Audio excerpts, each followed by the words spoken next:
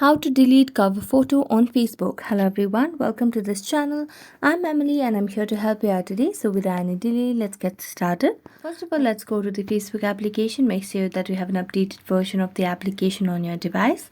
Also, make sure that you are logged into your account.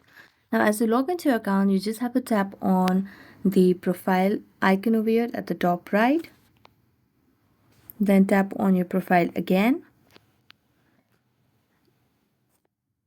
Now, as you tap on profile, you'll be able to see your profile picture over here and your cover photo over here. So just have to tap on the cover photo and tap on see cover photo. Now, as you tap on that, what you need to do is tap on the three dotted lines at the top right corner of the screen.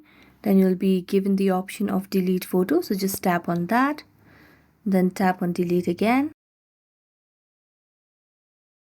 So thank you so much for watching this video. If you enjoyed watching it, don't forget to like, subscribe and hit the bell notification for more updates. That's it for today and see you next time.